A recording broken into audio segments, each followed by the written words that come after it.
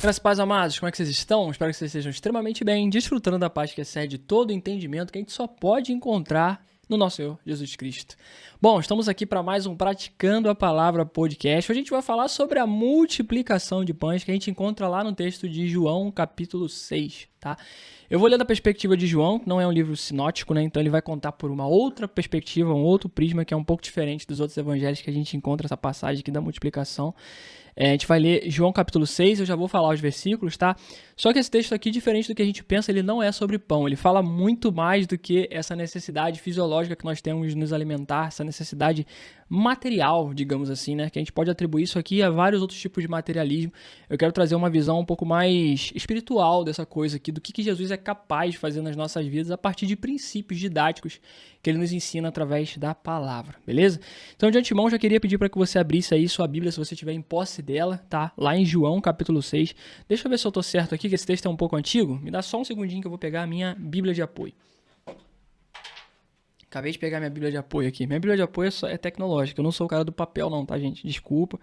Se eu tô frustrando você, se eu tô jogando areia na sua fogueira, se você achava assim, meu Deus, eu achava que o Glaucio era daqueles old school que usava a Bíblia de papel, cara, eu não consigo usar a Bíblia de papel, não sei porquê. E é engraçado porque livro eu só consigo ler se for de papel, não consigo ler digital. Mas a Bíblia, eu adoro Bíblia digital, cara. Eu não sei se é por conta da praticidade, se é porque eu consigo fazer as minhas anotações diretamente ali. Eu não sei te explicar, mas eu tenho esse pequeno problema. Eu acho que é porque a Bíblia tem as letras muito pequenininhas, né? E eu sou míope, e embora eu use óculos, é muito complicado eu conseguir ler coisas muito pequenas. Ainda usando óculos, as letras parece que se embaralham um pouco. Eu sou uma pessoa extremamente distraída, então a minha atenção vai embora muito facilmente. Então talvez seja por isso que eu prefiro usar as Bíblias digitais aqui, porque as letras, né, cara, como você pode ver aqui, são muito maiores. E é nesse intuito aqui de scroll, né? Então fica bem mais tranquilo. Bom, é isso mesmo. João capítulo 6, tá? Acabei de confirmar aqui na minha Bíblia de apoio, porque eu tô aqui com o estudo que eu escrevi aqui, o roteirozinho, né? Pra gente ficar uma coisa mais bonitinha. Vamos lá, João capítulo 6. Essa mensagem não é sobre pão, beleza? A gente vai ler a partir do versículo 6. Vai dizer assim, ó: depois disso, Jesus atravessou o mar da Galileia, conhecido também como mar de Tiberíades. Versículo... não, aqui eu tô João capítulo 6, a gente tá lendo a partir do 1, tá? A partir do versículo 1. Me desculpa, deixa eu ler de novo aqui. Aqui tudo ao vivo, tá, irmão? Não vou cortar isso aqui não, vamos lá. É isso mesmo, a partir do versículo 1, perdão. Vai dizer assim, ó: depois disso, Jesus atravessou o mar da Galileia, conhecido também como mar de Tiberíades. Versículo 2. Uma grande multidão seguia por toda parte, pois tinham visto os sinais que ele havia realizado ao curar os enfermos. Versículo 3. Então Jesus subiu a um monte e sentou-se com seus discípulos. Versículo 4. Era quase tempo da festa judaica da Páscoa. Versículo 5. Jesus logo viu uma grande multidão que vinha a seu encontro. Voltando-se para Filipe, perguntou: onde podemos comprar pão para alimentar toda essa gente? O versículo 6 é muito importante para a gente aqui, que vai dizer assim, ó: disse isso para pôr Filipe à prova. Cuidado com as perguntas que Jesus tem te feito, tá, querido? Porque às vezes essas perguntas que ele está te fazendo é só para te pôr à prova.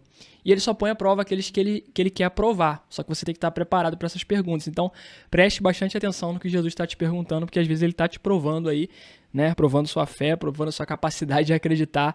E é isso que ele está fazendo com Filipe aqui.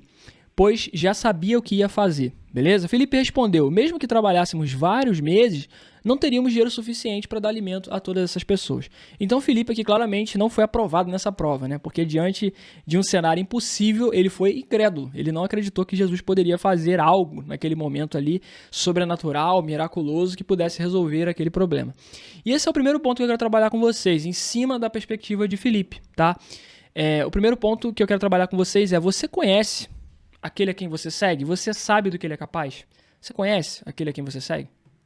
Você conhece Jesus de verdade? Você, de fato, se relaciona com ele, tem intimidade com ele ao ponto de conseguir entender diante de uma dificuldade, uma situação adversa, de um cenário impossível, que, cara, é possível, sabe? Não é possível pra mim, mas pra ele é.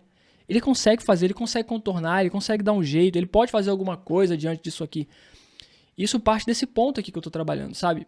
Você conhece, cara. Porque a gente tem aqui Filipe. Quem é Filipe, cara? Filipe é um dos discípulos. Filipe é um cara que caminhava com Jesus. Ele estava com Jesus em diversos outros milagres que Jesus tinha realizado.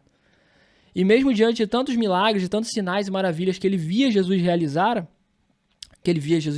foi bom, né? Que ele via Jesus realizar, quando ele se deparou diante de uma outra dificuldade, diante de um outro cenário que era diferente dos outros que talvez ele tenha visto Jesus curar um cego, fazer um surdo ouvir, fazer um paralítico andar, né? Ele viu várias outras experiências nesse sentido, Jesus curando a lepra, mas aqui ele está diante de um outro cenário. Uma multidão que precisava ser alimentada sem ter comida. Não tem comida aqui. E mesmo que tivesse, era pouquíssima comida. Era comida de reserva. Como que vai fazer para alimentar toda essa galera? Só que o que me chama a atenção aqui, cara, é que quando você não conhece a pessoa com quem você anda, pelo fato daquilo que ela faz na atualidade, pelo fato do problema que se levantou diante de você, você pelo menos tem que se lembrar daquilo que ela já fez no passado e entender que se ela fez no passado, ela é capaz de fazer hoje de novo. E se isso se aplica para nós, como seres humanos, cara, quem dirá para Deus? Deixa eu te dar um exemplo melhor para isso aqui ficar mais claro. Eu lembro que a gente, às vezes, conversando na igreja, né? A gente fala com algumas pessoas que estão passando por dificuldades, estão passando por momentos de provação na vida e tal. E essas pessoas, às vezes, em fase de muito desânimo, a primeira coisa que a gente tenta fazer, né? Dando ali uma direção, um aconselhamento, uma ajuda amiga, um ombro de irmão, a gente pergunta assim, cara, você já passou em alguma situação difícil na vida, sem ser essa que você está passando agora? No passado, você já enfrentou alguma situação muito difícil, que você achava que não ia ter saída, que era o seu fim, que tudo tinha acabado, que... E a pessoa fala, já aconteceu, sim. Geralmente já aconteceu com todos nós, né? Alguma situação em que a gente se deparou e a gente falou assim, cara, agora já era, mano. Eu não sei pra onde eu vou, não sei pra onde olhar, não sei o que fazer. Acho que não tem saída mesmo não tem mais perspectiva. Acho que aqui é o ponto final. É o fundo do poço, né? E às vezes tem uma frase que diz, né? Quando você chega no fundo do poço, lá é o melhor lugar, porque dali você só pode voltar pra cima. Mas eu brinco dizendo, é uma visão, obviamente, bem negativa, mas é uma brincadeira que eu faço, né? Eu falo assim, cara, não duvide da capacidade da vida de te enviar uma pá pro fundo do poço para que você continue cavando para baixo. Porque, irmão, no mundo tereis aflições é verdadeiro. A palavra é verdadeira quando Jesus diz no mundo tereis aflições. A vida é bem complexa, mas eu sempre tento trazer à memória o que pode me dar esperança, né? Como o próprio texto bíblico diz. E eu tento trazer isso para as pessoas também. Eu pergunto, cara, você já passou por situações assim? Eu só, já passei por situações difíceis e tal. E como é que foi? Você conseguiu sair? Você tá de pé hoje? Hoje eu tô aqui. Você passou? Você contornou essa situação? Sim. E eu falo, e o que tá te dizendo que dessa vez vai ser diferente? Sabe? Então, assim, por mais que você não tenha nem fé em Deus, por mais que você não tenha nem fé em Cristo, talvez só de você ter essa visão otimista que eu acabei de te dar aqui como exemplo, de, cara, olhar para o passado, aprender com o passado, com os erros e com os acertos, com aquilo que você conseguiu contornar lá atrás, te dá esperança para que você contorne agora, no atual momento, no estado presente, aquilo que você tem passado. E se isso se aplica para nós, como seres humanos, através de um otimismo, de um esforço completamente humano, que somos limitados, imagina para Deus que é ilimitado, imagina para Deus que não tem impossíveis, né? Então, quando eu olho para Filipe aqui, a primeira coisa que eu penso é que Filipe, ele é um judeu, então, obviamente, se pelo menos ele não teve nenhum estudo formal do judaísmo, né? Lendo a Torá, o que eu acredito que seja muito difícil, porque o povo judeu é um povo bem religioso nesse sentido, né? Bem diligente nessa parte. Mas mesmo que ele não tivesse, eu acredito que pelo menos através da crença oral, da tradução, da tradição oral, que os judeus também cultivam muito, passando de pai para filho, hereditariamente falando, ele conheceria a história de uma viúva, que é contada na Bíblia lá no Antigo Testamento, quando a gente está falando dos profetas. Se eu não me engano, foi Eliseu, né? Eliseu está diante de uma viúva e essa viúva vai chegar para Eliseu e vai dizer para ele assim, cara, meu marido era profeta. Ele era um dos seus alunos, ele era um dos seus pupilos, dos seus discípulos, ele fazia parte da sua escola de profetas e ele morreu deixando uma dívida muito grande. E agora os credores estão batendo na minha porta, eles estão querendo levar os meus filhos para quitar essa dívida. E eu não tenho nada. Tudo que eu tenho é um pouquinho de farinha na botija e um pouquinho de azeite num jarro. Isso é tudo que eu tenho. E esse pouco que eu tenho é para fazer uma comida para mim e para os meus filhos e depois a gente vai morrer. E acabou. E o que Eliseu manda ela fazer? Fala assim, mulher, faz o seguinte, vai lá, pega lá, bate na porta dos teus vizinhos, pega vasilhas e mais vasilhas, pega o máximo de vasilhas que você puder, entra pra tua casa, você e seus filhos, fecha a sua porta, porque ninguém precisa saber daquilo que você tá fazendo, fecha a sua porta e começa a pegar esse pouquinho de azeite que você tem e começa a derramar dentro dessas vasilhas que você pegou emprestado com os seus vizinhos. E Deus vai fazer uma multiplicação, Deus vai fazer um milagre, a gente conhece essa história. Filipe também, muito provavelmente, eu arrisco me dizer que 99,9% de chance de Filipe ter conhecido essa história. A história da multiplicação de azeite. E a palavra diz que, cara, essa mulher terminou muito bem. Porque com aquele pouquinho de azeite que ela tinha, Deus multiplicou aquele azeite. E ela conseguiu usar aquilo ali para vender, pagar a dívida que ela tinha com os credores. E o resto que sobrou, Porque o profeta vai dizer para ela, o que sobrar, use para que você viva o resto da sua vida com seus filhos. Então, cara, aquilo ali devia dar muita grana. A mulher prosperou. E Filipe conhecia isso. Ele sabia que esse poder não via diretamente do profeta, mas daquele que agia através do profeta. O mesmo Deus que estava com Jesus, o mesmo Deus que estava com ele, porque Jesus é Deus, Deus é Jesus. Eles são a mesma pessoa. Então, o que fez Filipe desacreditar? É porque é muito mais fácil, talvez, a gente acreditar no milagre dos outros do que acreditar no nosso próprio milagre. É muito fácil a gente olhar para alguém e falar assim, acredita que o Senhor vai multiplicar. Mas quando chega na nossa vez, no nosso momento em que a gente precisa acreditar que Deus pode multiplicar, dificilmente a gente acredita. Então esse aqui é o primeiro ponto. Você conhece com quem você tem andado? E conhecer com quem você tem andado passa por você se relacionar, construir intimidade, mas também lembrar daquilo que ele já fez no passado. E que ele não muda. Ele é o mesmo Deus, então aquilo que ele fez lá, ele pode fazer aqui. Se ele abriu o Mar Vermelho lá atrás, ele pode abrir o Mar Vermelho aqui de novo. Eu lembro de uma experiência que eu tive num estudo bíblico, que eu estava tendo a oportunidade de ministrar na minha igreja, e eu lembro que eu falei, eu contei uma história de um avivamento que aconteceu na Rua Azusa, e tem relatos muito impactantes, né? E um dos relatos que mais me impactam foi o relato de um homem que ele chegou sem metade do braço, né? Ele tinha metade do braço amputado, e ali naquele avivamento que estava acontecendo na Rua Azusa, oraram por aquele homem, e diante dos olhos dos irmãos que estavam naquele lugar, o braço daquele homem cresceu na frente de todo mundo. E esse relato é um dos relatos mais impactantes que a gente tem aí da Rua Azusa. Eu não sei se você já ouviu falar, mas tem documentários aí no YouTube, tem livros que contam sobre essa história.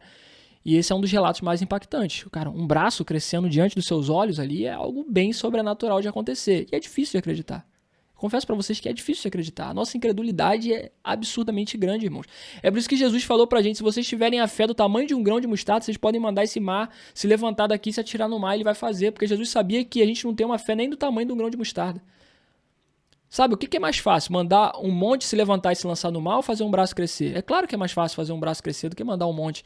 Proporcionalmente falando, claro que para Deus é a mesma coisa, mas proporcionalmente falando, para nossa crença limitada, para nossa forma de pensar e encarar o mundo, é óbvio que é mais fácil fazer um braço crescer. Só que eu lembro que eu estava contando essa experiência no estudo bíblico e um irmão falou assim, mas isso aí, né, cara? Aí eu lembro que eu fiz uma...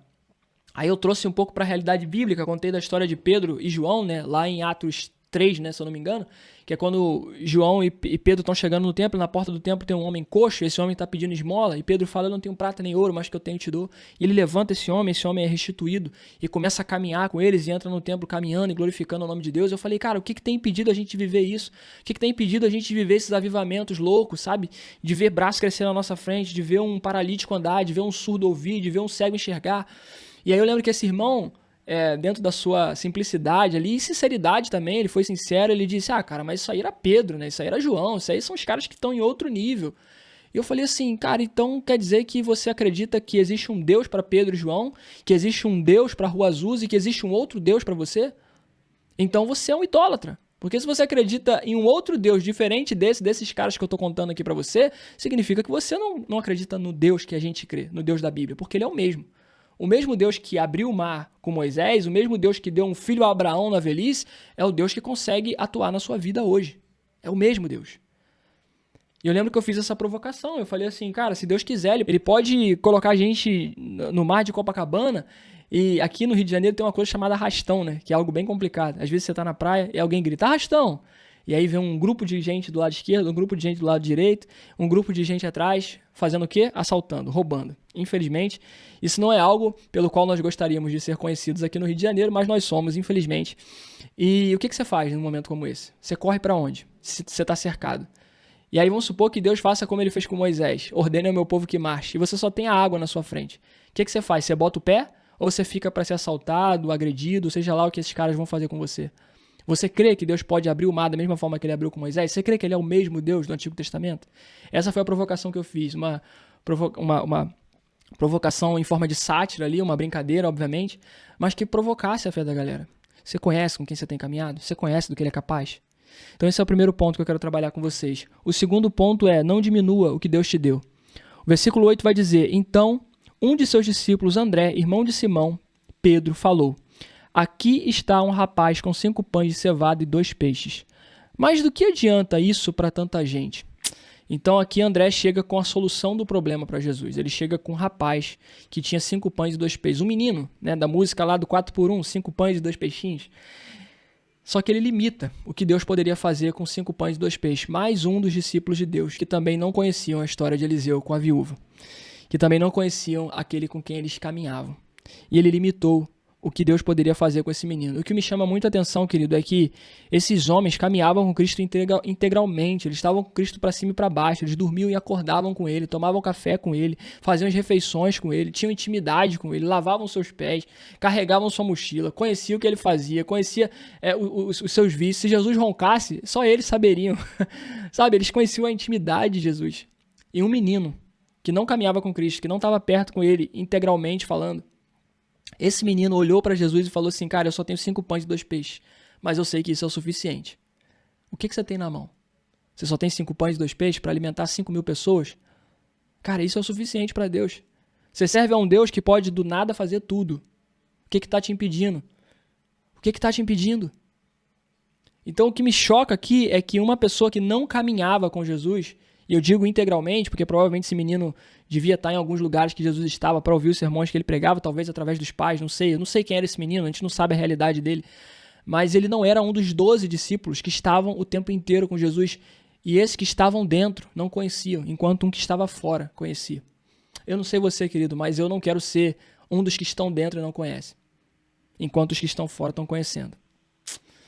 Eu quero crer, eu quero ter a fé que esse menino teve. De saber que o pouco que eu tenho é o suficiente para que Deus possa transformar não só a minha realidade, mas a realidade de muitos que estão perecendo de fome.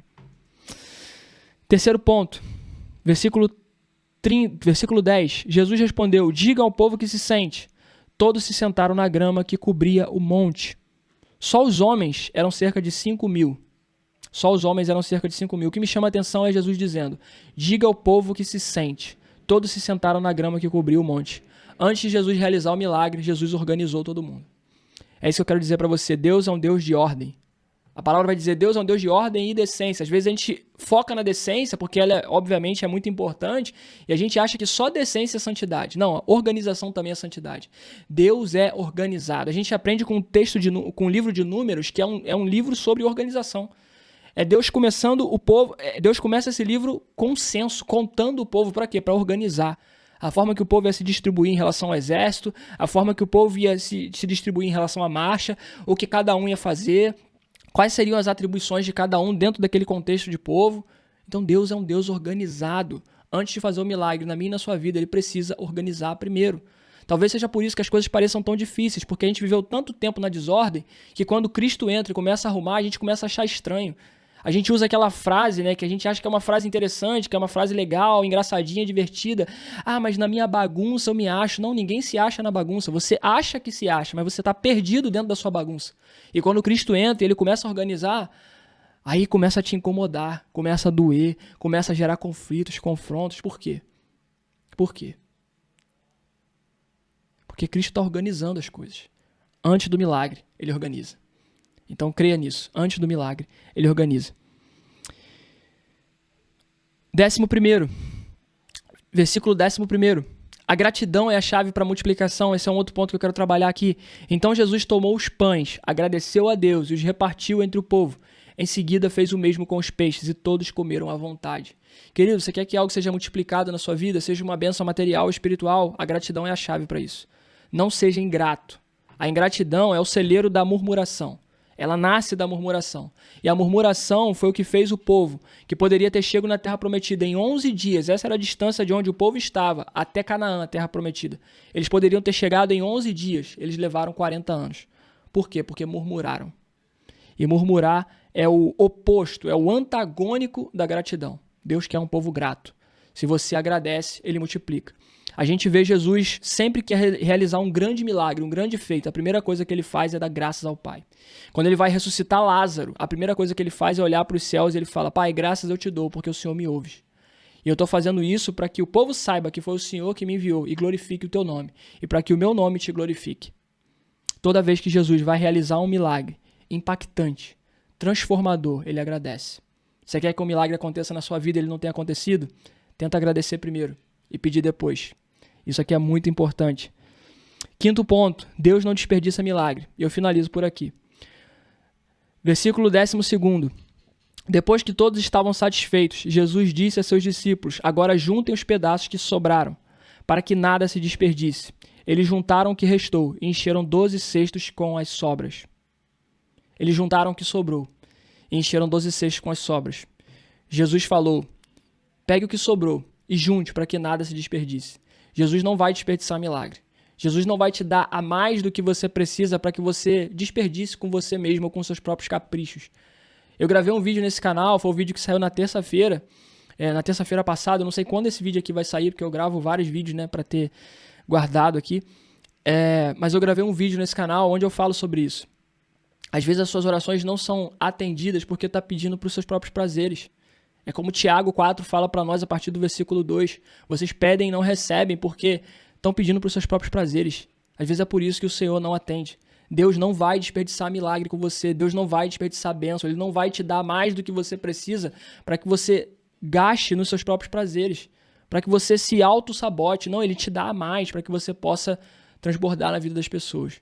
Para que você faça com esse além que Ele te deu algo a mais na vida de outros. Para que você possa ser mais do que um abençoado, mas também possa ser uma benção na vida dos seus irmãos. Amém? Então, eu estou sendo um pouquinho rápido aqui porque minha câmera está descarregando, mas basicamente é isso que eu queria passar para vocês aqui a partir do capítulo 6 de João, a multiplicação dos pães. E como eu comecei, eu termino. Esse texto não é só sobre pão. Ele é um texto que revela uma didática intencional do Senhor, mostrando aquilo do que Ele é capaz de fazer nas nossas vidas. Mas a gente tem que crer, a gente tem que confiar, a gente tem que conhecê-lo, a gente tem que olhar para o que a gente tem nas mãos e acreditar que aquilo é o suficiente para o Senhor fazer aquilo que tem que ser feito. A multiplicação que eu e você precisamos, querido, nós já temos o recurso para que aconteça. Deus ele pode fazer tudo do nada, mas geralmente Ele vai usar alguma coisa que você tenha. Algo que Ele já colocou aí, dentro de você, um talento, um recurso, uma habilidade, uma inteligência, eu não sei, uma facilidade, alguma coisa que você tem. Ele vai usar isso e Ele vai multiplicar para que a glória dele seja transmitida através da sua vida, para que as pessoas olhem para você e falem assim, cara, esse cara não tinha a menor capacidade de chegar aí. Ele não era o melhor cantor, ele não era o melhor músico, ele não era o melhor pregador, ele não era o melhor doceiro, ele não era o melhor advogado, ele não era o melhor engenheiro, ele estava longe de ser o melhor, mas como que esse cara chegou aí? Ele creu que o pouco nas mãos dele era pouco, mas o pouco nas mãos de Deus era muito. E através disso, o milagre acontece. E quando acontecer, não se esqueça, agradeça e mais do que isso, entenda que o milagre não é só para você. Você não é uma represa para reter, você é um rio para fluir. Então flua sobre a vida daqueles que estão ao seu redor. Não coloque valor num poder que não é seu, o poder é de Deus. O poder flui através de você para chegar nas pessoas. Não cobre pelo poder que não é seu. Cobre por aquilo que você aperfeiçoa, pelo seu dom. O dom que Deus te deu, você aperfeiçoa, você pode cobrar.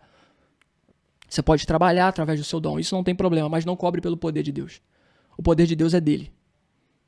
Se você está atribuindo preço ao poder de Deus, é porque você já deixou de entender qual é o valor que ele tem.